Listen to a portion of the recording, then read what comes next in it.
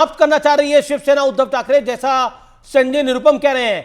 और संजय निरुपम के को शिवसेना के नेता पहचान नहीं रहे हैं। वे कहते हैं ये कौन है, हम जानते नहीं है। तहसीन, नमस्कार अमीश जी, आपके शो में शिरकत करने का मौका मिला इसलिए मैं शुक्रगुजार हूँ। 2 या 3 चीज, संजय निरुपम को नहीं पहचानती शिवसेना, इसीलिए ये इनकी हालत हुई है।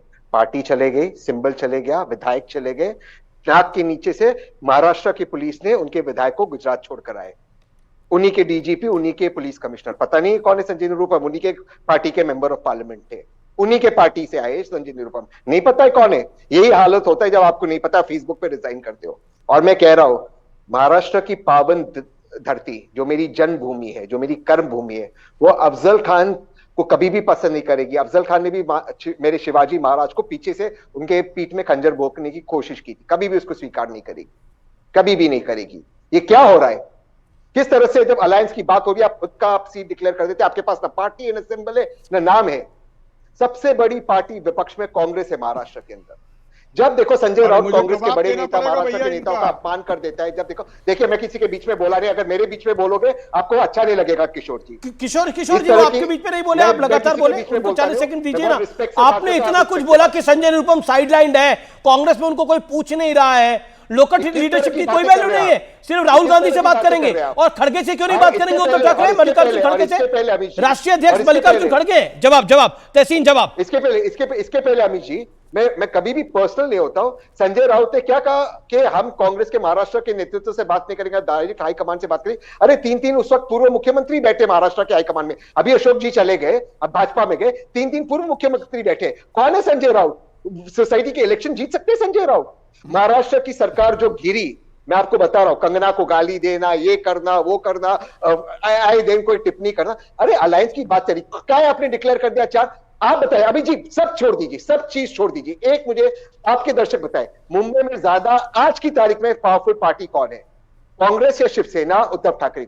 ये आपके दर्शक भी जानते। इसके बावजूद आप ये कर रहे हो, क्या कर रहे हो? यानी कि आपकी नियत है आपको अलायंस नहीं करना है, आपकी नियत है। देखिए इसमें संक्षेप में, आप पॉलिटिक्स समझते, मैं आपको बताता हूं। शिवसेना का हिंदुत्व वोट चला गया है, इसलिए जो कांग्रेस का वोट है, सेक्युलर वोट है, बाकी वोट है, वो उनकी तरफ लेना चाहते हैं। ये क्या चल रहा है? आप अलायंस का धर्म निभाइए ना सर। ओके, कांग्रेस का हिंदुत्व वोट चला गया है। जवाब Kishore Tiwari. Okay Shahzad, you keep quiet. Okay नहीं, किशोर तिवारी नहीं, इतना तहसीन को मैंने कभी स्ट्रांग देखा नहीं था। तहसीन ऐसा नहीं है। तहसीन है ना, संजय निरुपम को कांग्रेस ने शिवसेना के साथ आना कभी पसंद नहीं आया। अभी वो जो सीट की वो बात कर रहे हैं, वो जिस सीट पर विवाद है उस सीट के ऊपर चर्चा चल रही है। अभी देखो ना, और तहसीन मैं तुमको बताता हूं कि अभी सेकंड राउंड का फॉर्म भरना भी अभी बस 15 दिन है, और पहले राउंड की 5 सीटों का पूरा क्लियर चल रहा है। आप समझ लीजिए ना, आज समझ लीजिए कि कई सीटों के ऊपर मतभेद है, और वो मतभेद हमने मिनिमाइज करते करते अब वो 4 सीटों पे आए हैं। इसके लेकर तहसीन आप हमारी क्रिएटिविटी, हमारी इंटीग्रिटी सब पर थोड़ी चैलेंज करोगे। मैं आपके खिलाफ जवाब ले लेते। शार्प रिप्लाई फ्रॉम तहसीन पूनावाला, फिर मैं प्रवक्ता समाजवादी पार्टी अजीज खान और शहजाद के पास भी आऊंगा। जवाब देखिए चलिए मैं इनकी सारी तर्कों को मान लेता हूं। सांगली में इनका क्या लेना देना? इनके 10 कॉर्पोरेटर भी है सांगली के अंदर, वहां से वसंत दादा पाटिल आते हैं, उनका परिवार आता है, वो कांग्रेस की सीट है। कांग्रेस आंख बंद करते हो, बुरे से बुरे वक्त में कांग्रेस वो सीट जीतती है। कहां से ये आपने सांगली काहे डिक्लेयर किया? सांगली में कैसे, उसमें सांगली में टॉपिक भी कैसे हो सकता है? कोई बातचीत हो सकती है सांगली के ऊपर?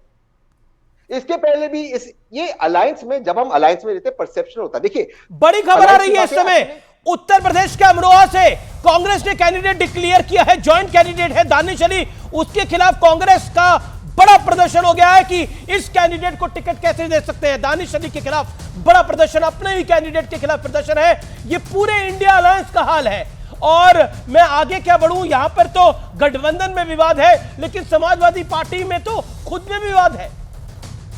कई सीटों पे 2 कैंडिडेट उतार गए हैं, चार्टर्ड प्लेन जा रहे हैं। अजीज खान, कौन सच्चा और कौन झूठा? और रुचि वीरा का तो पुतला तक जलाया गया है, एसटी हसन का टिकट काट दिया गया है। खेल क्या हो रहा है आपके यहां पर? देखिए अमीज भाई, मैं देख रहा हूं कि सुबह से लगातार जो मीडिया जिस तरीके से हाइप क्रिएट कर रहा है, दिखा रहा है, ये वाकई में बहुत अफसोसजनक है। अब इस बात को समझिए कि समाजवादी पार्टी सामाजिक हितों की बात करती है, समाजवाद की बात करती है। यहां लोकतंत्र है, तानाशाही नहीं है। हर शख्स अपनी बात को रख सकता है, हर शख्स अपनी बात को कह सकता है। यहां यह नहीं कि कोई दो लोग पार्टी चला रहे, ऐसा नहीं है। और आपने देखे, जग जाहिर है कि अगर कोई भी कार्यकर्ता चुनाव लड़ना चाहता, वो चाहता है कि मैं चुनाव लड़ूं, तो लोकतांत्रिक व्यवस्था है कि वो अपनी बात को कह सकता है, चुनाव लड़ने के लिए आगे बढ़ सकता है। और ऐसा अगर कोई कर रहा है तो इसमें कोई बुराई नहीं है। लेकिन चुनाव किसको लड़ना है, किसको नहीं लड़ना है, सही बात है, ये राष्ट्रीय नेतृत्व तय करता है, पार्लियामेंट्री बोर्ड तय करती है, पार्लियामेंट्री बोर्ड तय करती है। तो ऐसी स्थिति में ऐसा नैरेटिव सेट करने का कोई मतलब नहीं है, पहली बात। नहीं, और इसमें बीजेपी को बहुत खुश होने की जरूरत नहीं है। जहां पर शहजाद इस पर जवाब देना चाह रहे हैं, लेकिन क्योंकि अजीज भाई आप हमारे बड़े अजीज हैं। अजीज भाई 30 सेकंड का वक्त मांगूंगा। आप हमारे बड़े अजीज हैं और आपने कहा कि मीडिया नैरेटिव बुला रहा है। अब जावेद अली खान कौन है? जावेद अली खान किस पार्टी के राज्यसभा सांसद है? मैं बताऊंगा, आप बताएंगे? जावेद अली खान, अजीज खान बताइए क्या हो गया जावेद अली खान? नहीं, पहले आप बताइए, पहले आप कंफर्म करिए लाइव टेलीविजन पर, और व्यूअर्स जो मुझे डिजिटल पे देख रहे हैं और जो इस समय लाइव देख रहे हैं, इसे रिकॉर्ड करिए आप, मैं जो बताने के लिए जा रहा हूं। जावेद अली खान किस पार्टी के सांसद है? बताइए। आप बताएंगे, मैं बताऊंगा। जावेद अली खान किस पार्टी के सांसद है? कौन सा सांसद? समाजवादी पार्टी के ऐसा क्या कह दिया? जावेद अली खान के ट्विटर हैंडल पे जाइए, जावेद अली खान के ट्विटर हैंडल पे जाइए, जावेद अली खान के ट्विटर हैंडल पे जाइए। उन्होंने क्या लिखा है? अब से कुछ मिनट पहले उन्होंने लिखा है, नवाबों के दौर में भी मुरादाबाद कभी रामपुर के अधीन नहीं रहा है, अब है। खुलेआम बगावत हुई है समाजवादी पार्टी के अंदर, खुल्लम खुल्ला बगावत हुई है। और आप कह रहे मीडिया रिपोर्ट कर रहा है, अभी कुछ मिनट पहले की एक खबर है। जावेद अली खान झूठ बोल रहे हैं या सच बोल रहे हैं? आप बताइए। क्या रामपुर के अधीन हो गया मुरादाबाद? क्या आजम खान के दबाव में फैसले बदले जा रहे हैं? जेल में बंद आजम खान फैसले ले रहे हैं? जवाब देना पड़ेगा अजीज भाई। जी। अरे सर, मुझे कहने देना।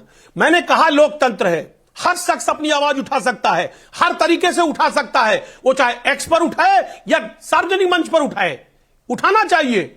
ये लोकतांत्रिक व्यवस्था है। और जब भाई जब इसको मीडिया उठा रहा है तो आप कह रहे मीडिया प्रोपेगेंडा चला रहा है। संविधान की खूबसूरती है। नहीं, जब यही तो संविधान की खूबसूरती है, उस खूबसूरती आपको मीडिया में नहीं दिखाई देती। सरफटाउल आपके घर में चल रहा है, सरफटाउल आपके घर में चल रहा है, और सरफटाउल आपके घर में चल रहा है, और हम रिपोर्ट कर रहे हैं तो हम गलत हैं। जावेद खान किस पार्टी के सांसद आपके हैं? वो पहले अपने आपको रहे हैं, अपने गिरवान में झांक करके देखे मीडिया। ओके सारे गिरबान में झांक के देखें। आप अपने गिरबान में झांक के नहीं देखेंगे, हमें अपने गिरबानों में झांकना है, आपको अपने गिरबान में नहीं झांकना है।